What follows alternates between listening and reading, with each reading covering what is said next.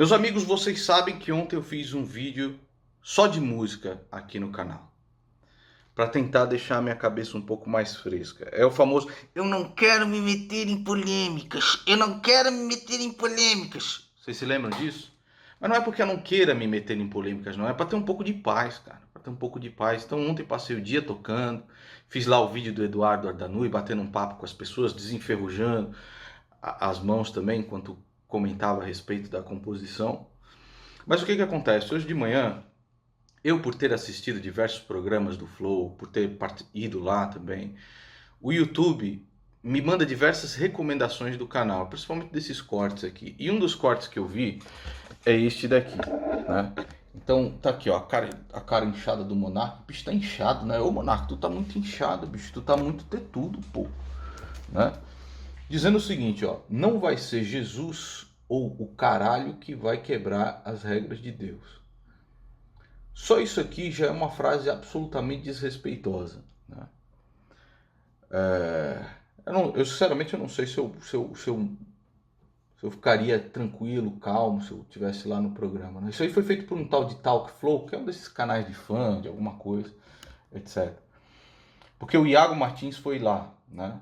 E aí eu acho que é interessante falar a respeito disso, porque hoje em dia, cara, no mundo cientificista, não é um mundo científico, é um mundo cientificista. As duas coisas são diferentes.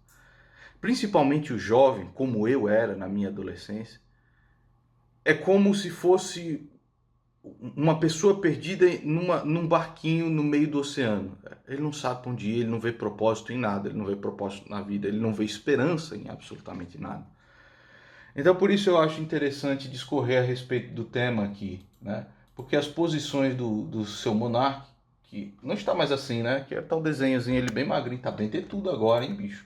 Cuidado com essas tetas aí, rapaz. Cuidado. Vamos lá, eu acho interessante discorrer a respeito do tema. Os evangelhos não são poesia, nem metáfora, nem nada assim. Não são, São narrativa. isso é um conceito. Exatamente. Então, o que o Iá começa falando? Os evangelhos, eles não são fantasias, não são metáforas, não são poesias, nem nada do tipo. Eles são testemunhos, antes de mais nada, eles são testemunhos daqueles que estiveram presentes, que viram, testemunharam e que deram a sua vida para proteger este relato. Que foram perseguidos durante anos, séculos, né? Séculos, para proteger este relato, que é um testemunho. Então chegavam lá os soldados romanos para a pessoa falar: meu irmão, você viu isso mesmo? Eu vi. Se você continuar dizendo que você viu isto, eu vou lhe matar. Eu não posso negar que eu vi isso daqui. E aí mataram uma série de pessoas. A carnificina foi geral, né? E até que eles tomaram a forma que nós conhecemos hoje como os 4 evangelhos canônicos, tá? O Dr. Rodrigo Silva, do canal Evidências NT, fala isso diversas vezes. Inclusive o termo significa, é um relato, um testemunho, quase como se você fosse para a delegacia prestar o seu depoimento, né? Então é isso que eles são, não é poesia, não é... É isso que eles são. Consenso dos teólogos. Cara, é um consenso. Para você encontrar um teólogo dizendo que os evangelhos são uma grande metáfora política, por que quer que seja, ou alguma outra coisa, cara, eu estudo teologia dentro da possibilidade da minha vida há bastante tempo, né? Desde meus 15 anos que eu tô na igreja e comecei a ler essas coisas, fiz mestrado em teologia. Cara, eu nunca encontrei um teólogo relevante que seguisse esse caminho. Exatamente. Então, assim, percebam, mesmo os teólogos que são... e existem ateus que são teólogos, vão lá e estudam teologia. Mesmo esses teólogos que não acreditam em nada, para eles é um consenso. Os evangelhos, os canônicos, são relatos, testemunhos daquilo que aconteceu. Não são peças filosóficas, não são peças poéticas, não são alegorias, são testemunhos, tá? Você encontra alguns teólogos que tentam desmistificar o texto. Então o que significa? Tem o relato da multiplicação dos pães e dos peixes, por exemplo. Aí o relato diz que tinha uma multidão lá ouvindo Jesus, e o pessoal estava com fome. Aí diz: Jesus, como é que a gente vai alimentar essa galera toda aqui? Estão 1000 pessoas aqui e tal. O que a gente faz? Aí diz: traz aí alguma coisa aí. Aí chega uma criança que tinha pães e peixes. Aí dá lá, Jesus pega e distribui, multiplica, aquele grande milagre famoso, todo mundo come e sobra um monte de cesto de pão e peixe ainda pro povo. Isso é um relato milagroso, de um evento sobrenatural. Há muitos teólogos, e esses são os críticos mais majoritários, dentre os críticos da academia, que tentam desmistificar isso, ou seja, vão tentar tirar a parte do milagre do texto. Então, na verdade o que Jesus fez foi através da generosidade do menino, fazer com que as pessoas mostrassem suas comidas escondidas e repartissem. Por exemplo, o Bart Ehrman, né, é um dos teólogos que segue mais ou menos essa linha. Só que ele mesmo fala, eu só estou jogando isso daqui e tal, eu não consigo explicar o que houve. Porque um fato que aconteceu é que depois que as pessoas testemunharam Jesus fazendo todos esses milagres, até a sua morte, né, e depois o seu reaparecimento, essas pessoas, de determinada maneira, decidiram colocar a sua vida para não negar isso que estava acontecendo. Então imagine naquela época, chegava lá um soldado romano, você viu mesmo este cara multiplicar esses pães e esses peixes? Eu vi as pessoas se alimentando. Você tem certeza que você viu? Por que você não diz que as pessoas apareceram com os pães e apareceram com os peixes? O próprio Bart Ehrman, ele não consegue explicar isso. Ele fala, eu não sei explicar isso, eu não sei. Então, como é que você explica que apareceram tantos pães e tantos peixes, tal, não sei o quê? Por que isso? Ele multiplicou os pães e os peixes. Se você continuar dizendo isso, dizia o soldado romano, eu vou te matar. Então você vai me matar, porque eu não posso negar. Você tá doido, rapaz. Não diga isso. Eu não posso negar. E aí eles iam ser queimados por Nero e para as arenas, ser dados pelos leões. Mas as pessoas que conheceram Cristo, as pessoas que testificaram os milagres, não podiam negar de forma nenhuma. Aí vem um monarca com a sua grande sapiência. Tá, e tudo mais. Eu teria uma interpretação assim, se eu fosse analisar, entendeu? Sim. Que eu não acredito que existe sobrenatural. Pronto. Eu não acredito que não existe sobrenatural. Existe até aquela frase que diz, tem duas formas de você viver nesse mundo. Ou não acreditando em milagre nenhum, ou acreditando que tudo que você vê todos os dias é um grande milagre. Porque se você parar para as coisas, existe uma bola de fogo no céu que nos fornece a vida, que fornece que as plantas floresçam, e ela está lá, a bola de fogo está no universo parada lá. Assim, meu irmão, isso para mim é sobrenatural o suficiente. Você vê o equilíbrio absurdo entre todas as formas de vida. Você vê, nós estávamos vendo aqui, tem uma bromélia no nosso jardim. Depois de 10 anos ela começa a florescer, aí sai uma flor gigante do meio da bromélia, e aí ela termina o seu ciclo de vida.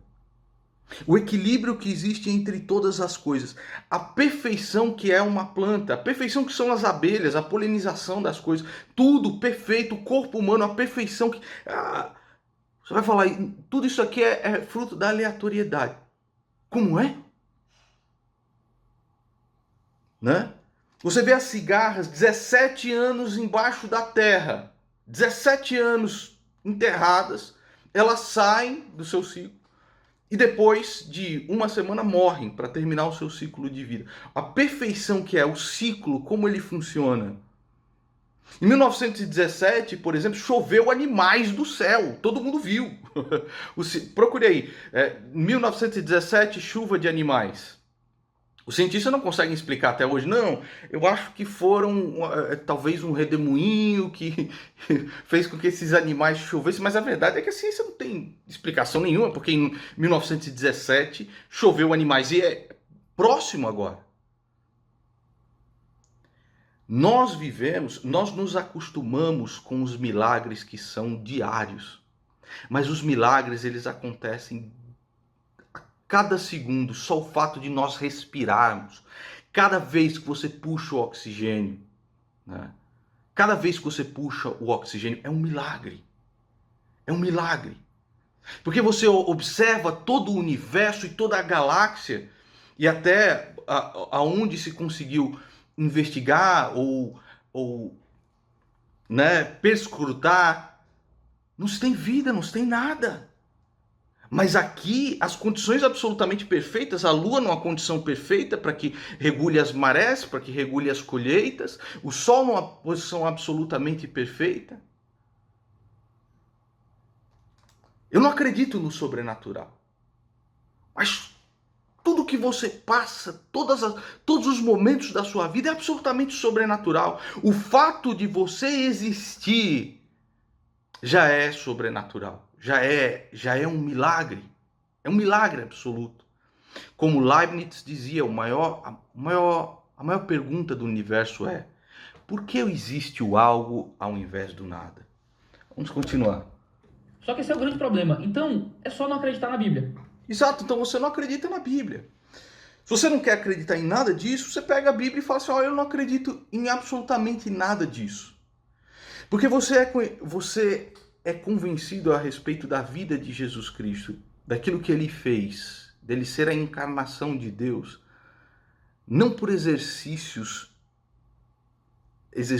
lógicos e teológicos que você faz, mas porque você realmente recebeu isso no seu coração. E eu posso explicar. Você tem os teólogos para explicar, lógico. Iago é um cara perfeito para explicar lógica. William Lane Craig, John Lennox.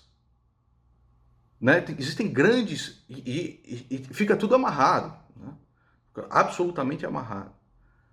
Só que o convencimento, para você se tornar uma nova criatura, ele não vem através da lógica. Então o que o Iago fala é assim: então não acredite em nada, pegue a Bíblia e a despreze.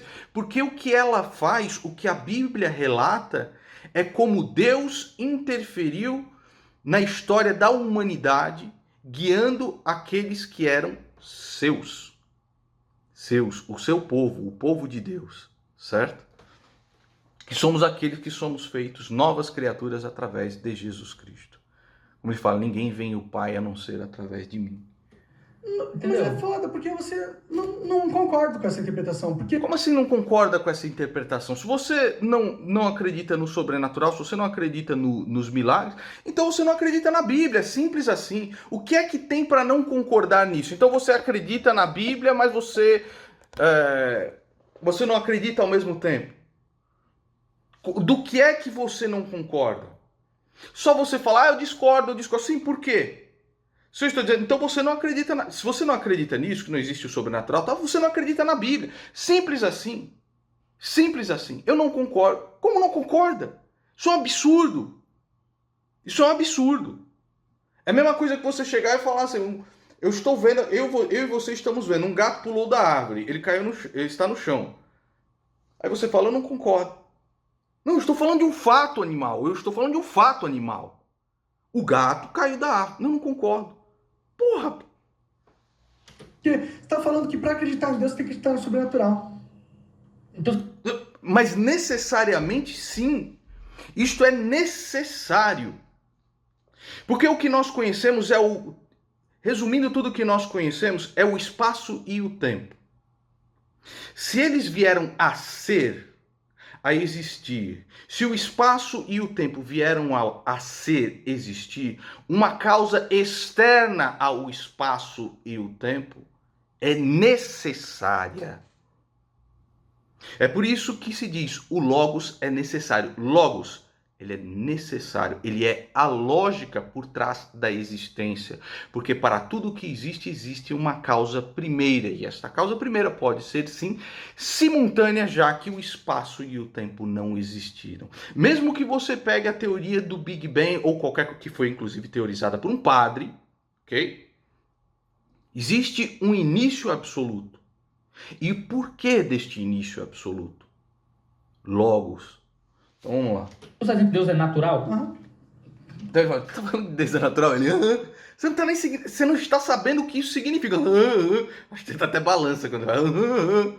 Você não está sabendo o que você está querendo dizer. Você não está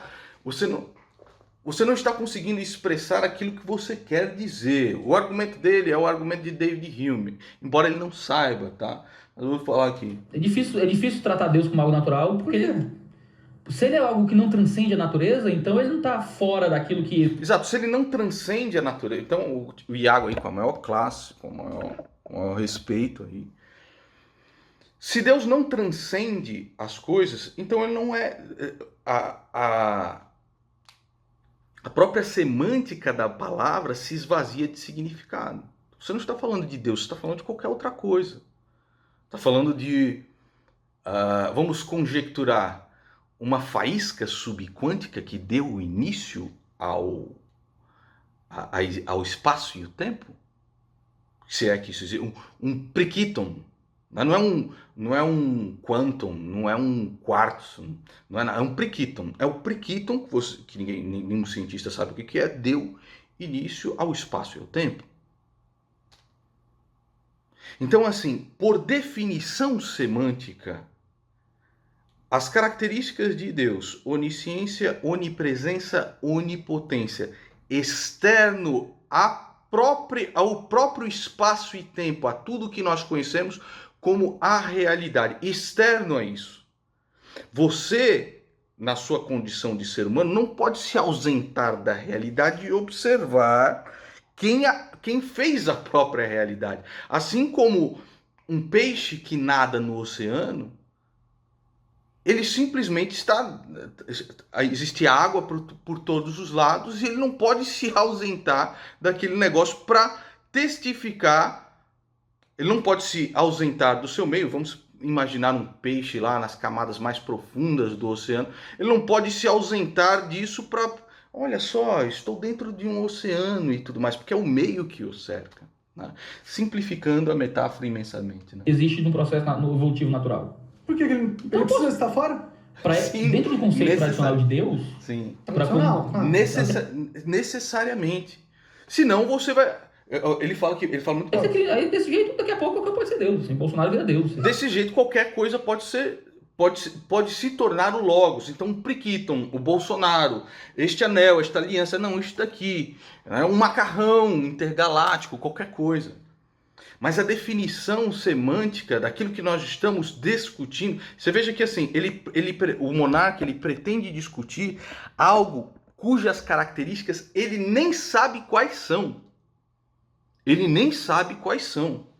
Não necessariamente, porque o Deus ele tem que obedecer uma lógica, né? Por que tu escolheu? Sim, mas ele é o Logos.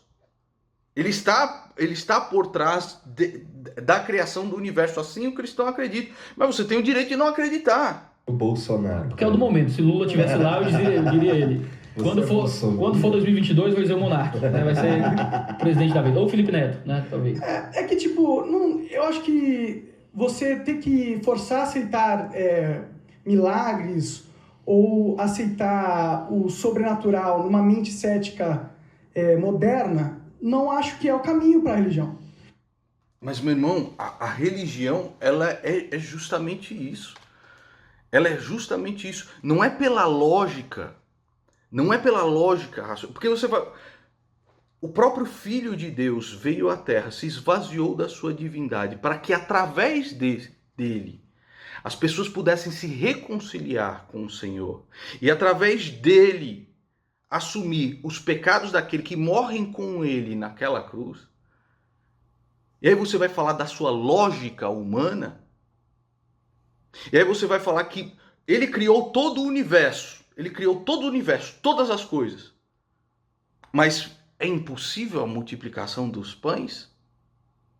Todas as coisas foram feitas por ele, para ele, na figura do Filho de Deus, Jesus Cristo.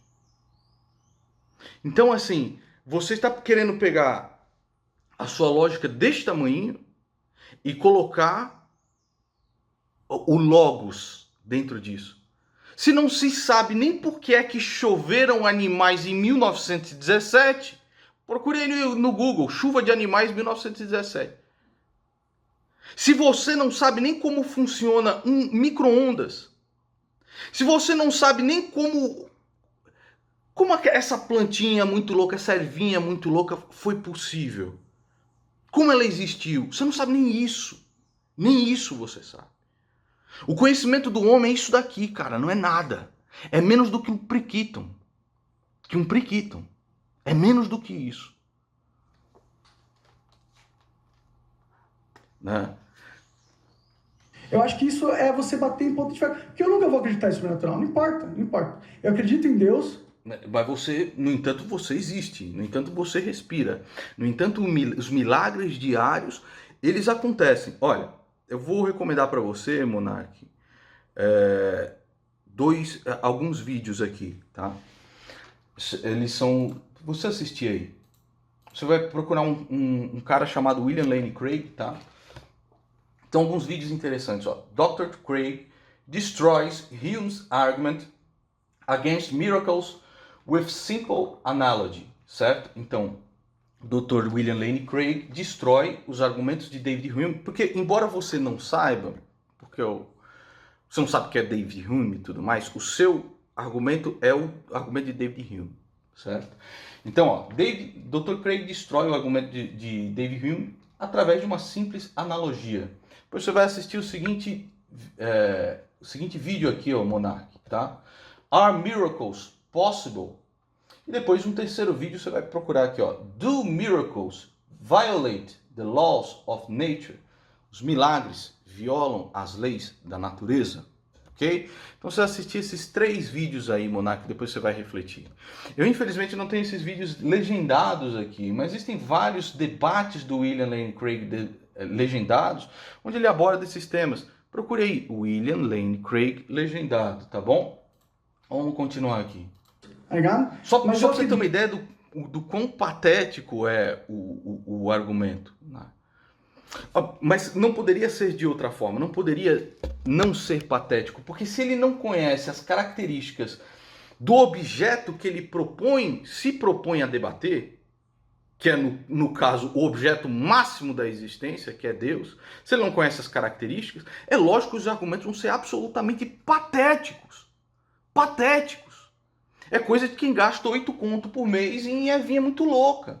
Dito que, por acreditar em Deus, eu acredito que ele pôs as regras claras. E não vai ser nenhum humano, Jesus ou caralho, que vai na... Ó, aí tá, meu irmão, vamos ouvir de novo a frase aqui. Eu acredito que ele pôs as regras claras. E não vai ser nenhum humano, Jesus... Pôs as regras claras. Primeiro plural. Põe o plural aí. Eu acredito que ele pôs as regras claras. E não vai ser nenhum humano, Jesus ou caralho, que vai nascer e vai quebrar essas regras, tá ligado? Eu não acredito que Jesus era Deus. Meu irmão, esse é o tipo de coisa... Eu nem o culpo, entendeu? Porque as imbecilidades que eu falava quando era adolescente não estão escritas, brother. Mas se um dia esse cara for tocado da maneira que eu fui... Porque você não é tocado, cara, pela palavra de Deus através da lógica pura e simples. Você é tocado pela palavra de Deus, cara, quando o Espírito Santo assim escolhe se revelar a você. Assim eu acredito. Se um dia isso acontecer com um cara como o Monark, ele vai sentir tanta vergonha, como eu sinto de ter falado uma coisa dessa. Ele vai sentir tanta vergonha, brother, mas tanta vergonha. Ele vai falar assim, meu irmão, eu não mereço mais nada nesse mundo mesmo. Não existe nada aqui para mim. É muita misericórdia do Senhor para comigo. Sabe? Então assim, é triste, brother, você ouvir isso. Mas como é que você explica? Como é que você explica pro Monark, entendeu? Isso. Como é que você explica que Jesus Cristo veio para ele? Para ele. E para mim. Como é que você explica isso? E o cara, o caralho, porque não sei o que. Jesus é o caralho. Jesus é o filho de Deus e tal. Como é que você explica, bro? Eu acredito que ele pôs as regras claras. Não importa. Eu acredito em Deus, tá ligado? Mas eu acredito que, por acreditar em Deus, eu acredito que ele pôs as regras claras. E não vai ser nenhum humano, Jesus ou caralho, que vai nascer e vai quebrar essas regras, tá ligado? Eu não acredito que Jesus era Deus. Não acredito. Então você simplesmente não acredita na Bíblia. Fala assim, eu não acredito. Porque a Bíblia inteira ele fala, eu sou o filho do homem, eu sou o filho de Deus e vim para remir a humanidade através do meu sacrifício que fiz por vocês. Que aqueles que morrerem comigo naquela cruz serão então feitos de criaturas de Deus a filhos de Deus. Como é que você entende um negócio desse? Tu vai ler o que você quiser, bicho. Você vai ler o que você quiser. Você vai ler os prequitons, você vai ler os quantons, você vai ler teologia inteira, você vai falar de Bart Ehrman, você vai falar de William Lane Craig, você vai falar de John Lennox, você vai falar de tudo e você não vai entender porque Cristo veio por você, que não merece nada, nada, nada, nada, nada, nada, nada. Que planta sua maconha, que gasta 8 mil reais com isso, que não vê propósito em nada, que sabe que nunca leu a história do Filho de Deus, mas acha que já entende, que não sabe do objeto com o qual está falando, mas já está disposto a dizer então não existe, ou existe do jeito que eu acho que é.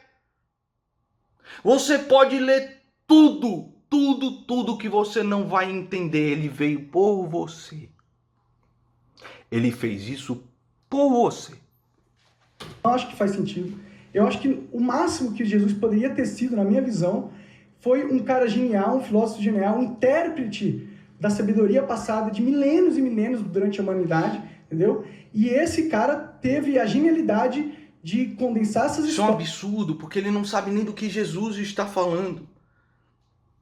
Jesus diz com todas as palavras aquilo que ele é e aquilo que ele vai fazer. Como assim, filósofo? Como assim, uma pessoa maravilhosa? Você nunca pegou para ler uma linha. Você nunca pegou para ouvir, para entender o sacrifício feito pelo Filho de Deus para que você voltasse a se conectar com ele, com o Logos. E se você não acredita, tudo bem. Tudo bem.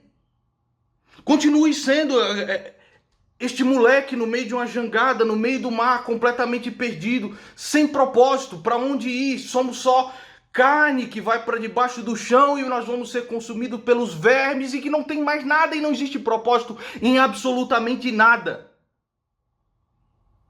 Mas ele veio e testemunhou essas coisas. Pegou e testemunhou. E as pessoas que viram deram a sua vida para dizer: eu não posso negar aquilo que eu vi. Eu não posso negar o que ele fez por mim. É isso que a lógica não é capaz de abarcar nunca, nem nunca será. Existia um sonho de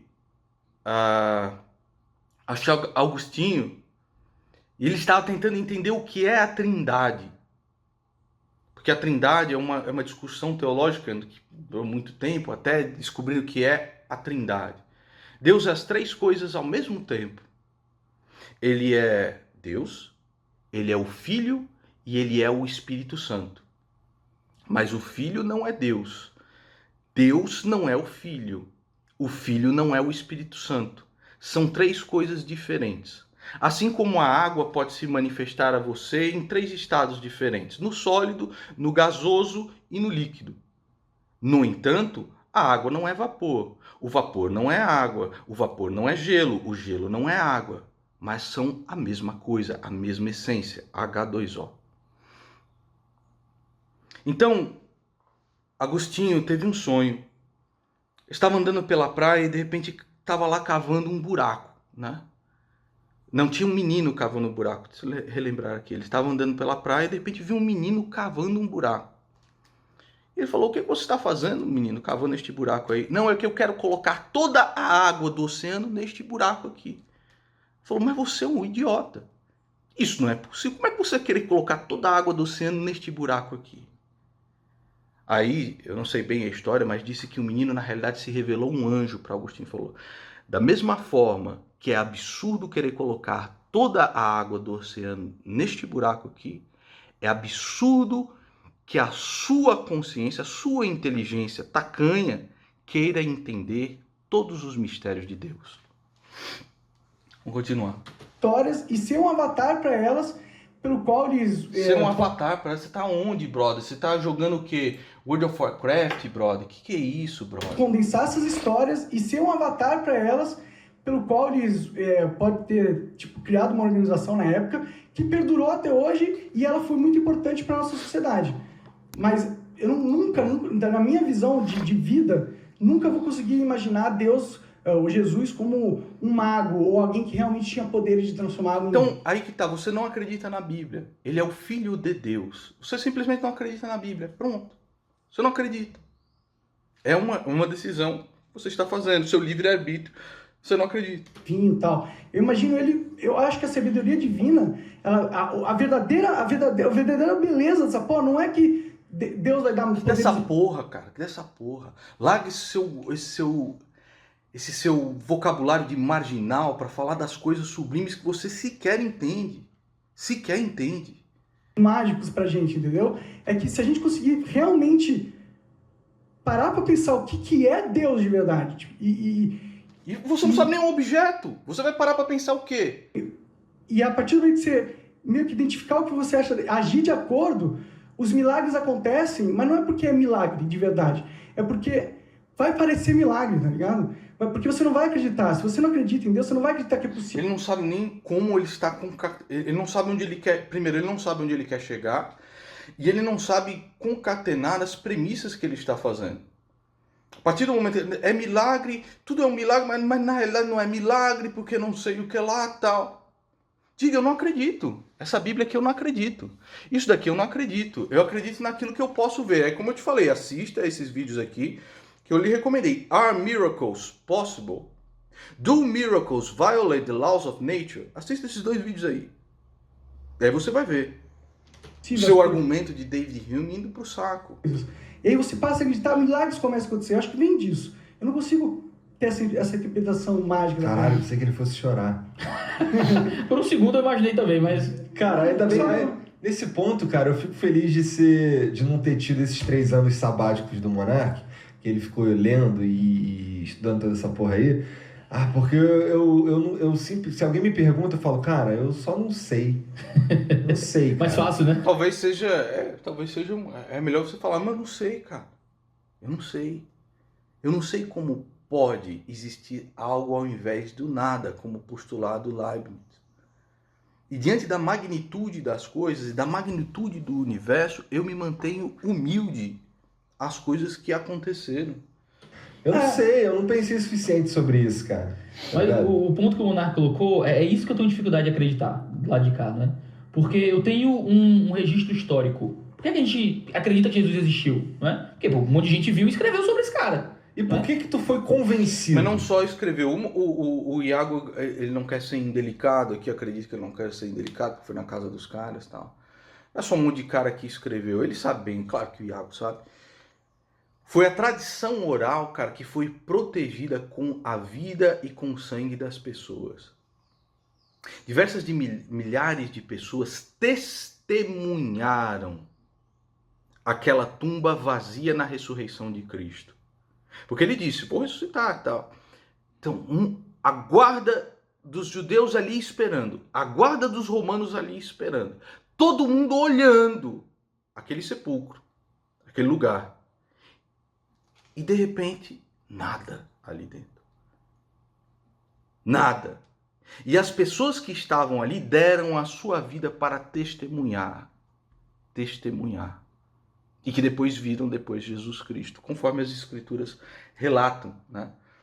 Então eu não acredito em nada disso. Todo mundo naquela época ficou louco. Todo mundo naquela época decidiu morrer, né? Por nada. Para esconder uma mentira. O próprio Bart Ehrman, ou todos os teólogos que são os mais céticos no sentido, falam assim, não conseguimos entender o que aconteceu naquela época, em Jerusalém naquela época. É absurdo. As pessoas, nem os contemporâneos lá, as pessoas testemunharam aquilo e deram a sua vida por isso. Obrigado pela pergunta. Até me ajudar a acreditar na cadeira aqui, né? E é isso que eu ia entrar justamente nesse sentido. Cara, eu tenho um relato histórico. Imagina, eu digo assim, tem uma bomba debaixo da mesa aqui. Tem uma bomba. Quer que você faz alguma coisa com isso? Você averigua se a bomba tá mesmo, ou você confia no que eu tô dizendo. O Iago é uma fonte confiável, ele não ia dizer isso só de sacanagem, e a gente confia na fonte, né? A gente, quando recebe uma informação, a gente faz alguma coisa com ela, geralmente. Eu tenho um documento. Esse documento foi escrito por alguém, sobre outro alguém, não é? Esse documento é o Novo Testamento. Esse Novo Testamento fala que teve um caba que nasceu, viveu, fez um monte de coisa impossível pro ser humano, ressuscitou morto, curou aleijado, pregou o evangelho para os pobres, é o que está escrito lá, né? E esse cara dizia que era Deus. 4 livros diferentes. Mateus, Marcos, Eu Lucas e João. vejo, Né? São os quatro eu relatos. vejo da seguinte, não é só o que está escrito lá, né? E o Iago sabe disso, claro, muito bem. É aquele grupo, como eu já expliquei, é aquele grupo de pessoas que mesmo arriscando a sua vida, todos que foram tocados por Cristo, feitos novas criaturas, alcançados pelo Espírito Santo, diga o que você quiser, deram a sua vida para proteger aquilo que você hoje lê no Novo Evangelho, os 4 Evangelhos. Do Evangelho, que apresenta Jesus de uma perspectiva complementar, mas Mateus está mais voltado para convencer os judeus, João mais voltado para convencer os gregos, Lucas fala um pouco mais do aspecto dos ensinos de Jesus, Marcos da história de Jesus. Então existe motivos para existirem 4, representam perspectivas um pouco a públicos diferentes, digamos assim, né? Então a gente tem esses evangelhos dizendo isso, fora Paulo, fora Pedro, fora os apóstolos que escreveram outras coisas e tal. Um ou outro documento histórico que cita um Jesus que existiu e tudo mais. Então a gente tem esses relatos. Esses relatos foram escritos para dizer que teve um cara que dizia que era Deus, que ele ia levar os meus pecados, que ia me juntar com Deus, que ia limpar toda a maldade do meu coração. Eu ia continuar sendo um pecador miserável, mas que por causa da justiça dele, eu ia poder ser unido novamente ao Senhor. É isso que o cara disse. O cara morreu e ressuscitou para provar isso. É o que o relato diz. É um relato que, se eu acreditar nele, eu tenho que acreditar que Jesus é Deus, que Deus é pessoal, esse negócio todo que a gente está conversando. Se eu acredito no relato, como está lá, eu preciso acreditar no cristianismo corrente, né, e ortodoxo. A não ser que eu tente... mas o relato talvez não signifique isso. E esse eu acho que é o problema. É mais coerente para mim ser um cristão e crer na Bíblia de forma tradicional, ou ser um ateu e achar que a Bíblia é falsa. Ponto. Entendeu? Tentar olhar para a Bíblia e dizer não. Ou então pode ter o meio do caminho. Então, o meio do caminho pode ser... Eu acho que a Bíblia é valiosa. Eu acho que culturalmente ela representou uma crença de um tempo e tal. O meio do caminho, cara, é o pecado original. É o homem querendo ser Deus. Está ali a palavra testificada com sangue dos mártires, com sangue das pessoas. E mesmo assim, essa palavra para você não vale nada, porque você vai escolher aquilo que você vai querer acreditar e aquilo que você não vai querer acreditar no meio da palavra. Esse é o pecado original. Porque embora ele esteja representado, quer você acredite literalmente, alegoricamente, metaforicamente, por um homem pegando uma maçã, é o homem querendo ser Deus. O homem se colocando no lugar de Deus e dizendo aquilo que é e aquilo que não é. Este é o maior pecado da humanidade. Mas eu não creio nela. Também é uma possibilidade. Tentar reinterpretar a Bíblia para significar alguma outra coisa diferente, um Jesus que na verdade era, mas não era. Isso é usar o texto como quiser. Eu acho que isso a gente não consegue fazer de uma forma que respeite o texto e a arte da interpretação. Mas a gente lendo a Bíblia, a gente modernamente agora vendo, a gente consegue perceber que tem muita modernamente, meu Deus do céu. Coisa ali que não é literal. Por exemplo, Sim, a sim. própria parte do... Não sei, é que eu não conheço muito, não sei, mas a parte do camarão lá. Não coma camarão porque isso é uma abominação e tal. Camarão não é uma abominação, tá ligado? Então, dentro das leis judaicas alimentares, né, existiam os animais puros e impuros, e muitos vão argumentar que as leis dietéticas dos judeus eram para proteger de certas doenças e tal. E os animais impuros eram animais que mais comumente davam doenças também. Mas é porque então, a lei mosaica, ela tinha uma função também de criar um padrão de impureza cerimonial. O que era isso? Era para criar... Eles vão entrar em outro papo, né? Jesus é não só o cumprimento da lei, mas a própria lei. O que é para os seres humanos o mais importante, certo? Então aí vai lá, não, porque os judeus naquela... Sim, existiam diversas tradições de um povo absolutamente primitivo, que tinha acabado de sair da Idade da Pedra. Da Idade da Pedra. Né? O Iago vai explicar aqui. Pais de purificação, que eram externos, lavagem de mãos, raspar o pelo, não sei o quê. Mulher menstruada, você não encosta na mulher quando está menstruada, não pode trocar em cadáver, senão tem que fazer um ritual de purificação. E isso tinha todo o objetivo de apontar para a impureza do homem, para que os judeus entendessem através da ritualística. Não é possível. Não é possível compreender o Velho Testamento senão através da ótica de Jesus Cristo. Não é possível compreender. Porque simplesmente você vai olhar para um povo absolutamente primitivo e vai falar, meu irmão, que absurdo, que palhaçada é essa? É por isso que eu até falei no Flow, eu como ateuzão safado que é, peguei ali a Bíblia e fui ler como um livro. Olha só o que esses idiotas estão fazendo. Isso aqui é um absurdo. Isso aqui é... Meu irmão, que palhaçada, que coisa ridícula, que coisa infeliz. Velho Testamento, sombras. Só se pode compreender através da luz de Jesus Cristo. Como a metáfora que é Boaz para o que é Jesus Cristo. Como a metáfora que é os anos de deserto de Moisés, como você quiser compreender para o que foi o que Jesus Cristo passou no deserto. Né? Então, assim, o Velho Testamento são sombras, e as sombras só são reconhecíveis, o que existe dentro das sombras só é possível se reconhecer quando se joga luz por cima. A luz é Jesus Cristo. Que a gente estava constantemente impuro.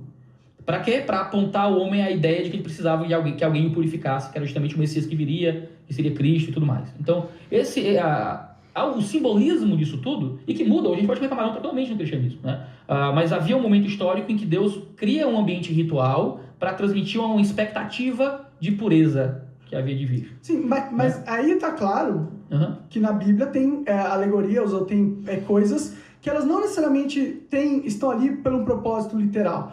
Não é bem uma alegoria, porque eles realmente não podiam comer aquilo, sabe? Entendeu? É o que eu quero dizer. Entendi. Há uma literalidade, mas talvez alguns pudessem. há um símbolo em cima daquilo, Sim, entendeu? entendi. Mas eu é tava claro querendo... que aquele símbolo tá lá para um propósito maior. de Acima. comportamento social, não necessariamente uma parada tipo... Nossa, o camarão ofende a Deus, o que é isso? Não, né? então, não pode... As questões das histórias de Jesus não pode ter algo assim também? Então, quando a gente... coisas que, tipo... Então, Existem histórias de Jesus, por exemplo, quando chega, né, a mulher pecadora, e as pessoas estão com as pedras nas mãos, e Jesus está escrevendo, né? Segundo o próprio Bart Ehrman, isso foi aplicado à Bíblia, isso foi colocado na Bíblia posteriormente, depois, né, pela análise textual e tudo mais. Isso foi colocado lá depois. Mas não significa que não aconteceu.